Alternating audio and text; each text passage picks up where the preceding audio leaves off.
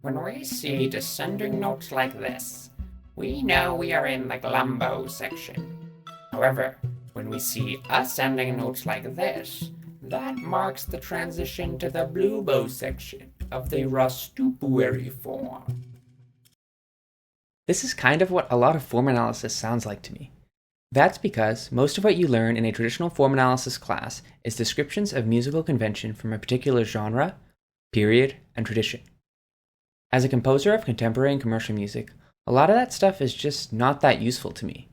Partially because I'm not always composing directly within that genre, and partially because it makes analytical distinctions between things that broadly sound the same. The main thing you will learn in form analysis is how to analyze forms. For example, the distinction between rounded binary form and ternary form is useful to understand, becoming a more informed listener of a lot of music from the common practice period. It also provides a template for how to create a large-scale work from smaller sections. But if I were to write a 3-part contemporary piece of music featuring an A section, a B section, and a return to the A section, it would likely be too far removed from the original context of those terms to be a meaningful distinction. Just like our portal into the alien classroom, the rules don't connect to something innate we hear within the music as a listener, but rather a particular convention from a particular time. This makes sense, as many of the tools of form analysis were developed by Arnold Schoenberg and William Kaplan to analyze the music of the late classical period. However, there's a lot of incredibly useful ideas to take away from form analysis that I use every single time I sit down to write music. This is because they are more abstract and apply to a wide variety of musical styles. Part 1. Phrases. The first concept I want to introduce is the phrase.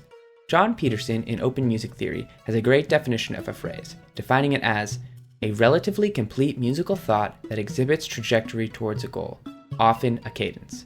To expand on this idea, Robert Hutchinson writes, "In classical music, phrases always end with cadences. If you have encountered a cadence, you have yet witnessed the completion of a phrase. In popular music, a phrase might be completed by a melody, reaching 4 measures in length, or by completing a line of lyric instead of by a cadence." I like Peterson's definition because it succinctly encapsulates the idea that a phrase is the shortest section of music which feels complete. As a violinist, I often think of a phrase as an arching melody which builds up before coming back down to rest. Indeed, as performers, we often use the word phrasing to refer to the practice of playing music clearly and musically. This often means using dynamics to help the audience hear when phrases begin and end. As a composer, we can think of melodic phrases, but also harmonic, rhythmic, and textural ones. Music can change over time in a variety of ways. Some music, maybe ambient music, changes so slowly or so linearly that we can't hear phrases at all. If we want the listener to be able to track the goal-oriented change in our music, short 4 to 12 second phrases are a useful tool to give our music structure. As we will see later, understanding what phrases are will help us create further contrast in our music if we avoid them intentionally. Part 2. Thematic material. Thematic material refers to the recurring musical ideas or motifs that provide unity and structure within a composition, often developed and transformed throughout the piece.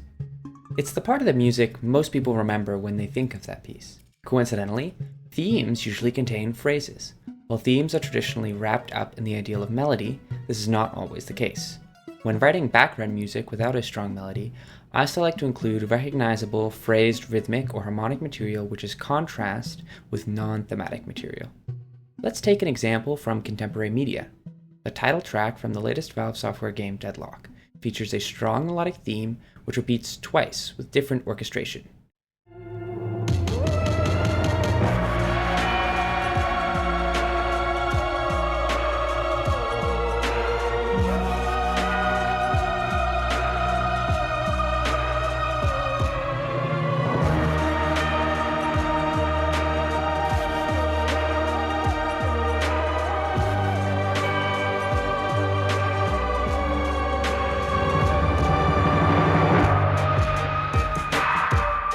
But following this repetition, there is an extended section which lacks strong foreground thematic material, and quickly moves from one idea to another. To understand why this works so well, let's discuss the final concept we will look at today.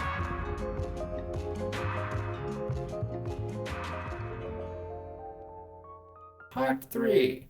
Elements of unity and variety. Within form analysis, there is an idea that musical form fulfills the core artistic functions of unity and variety.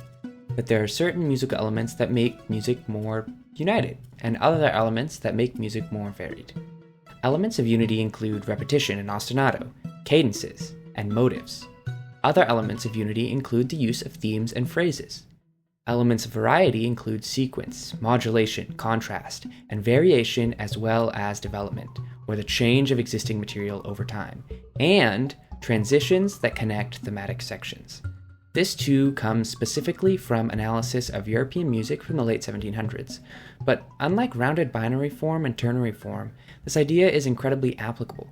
Looking back at the deadlock example, the section following the main theme is easily characterized by elements of variety, lacking clear phrases or themes, while containing moments of contrast and sudden change, and acts as a transition to an altered version of the main theme.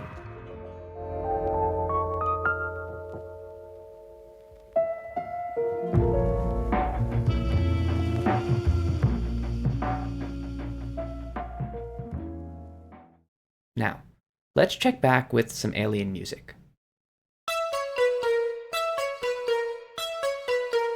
I see some ostinato and repetition of 2 and 4 bar structures.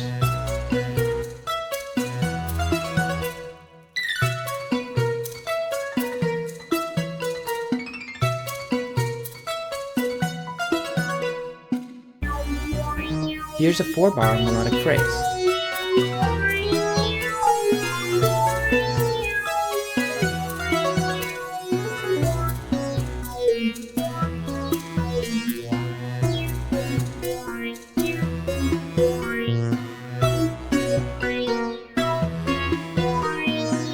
And here's its repetition.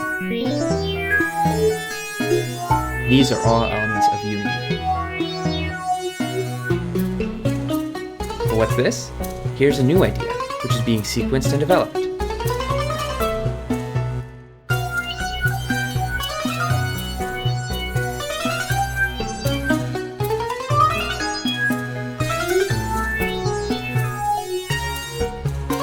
Now set in contrast.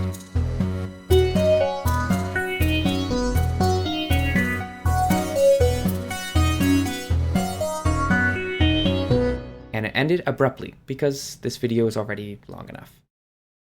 Wow, our analytical approach is so universal they even apply to alien music. Incredible!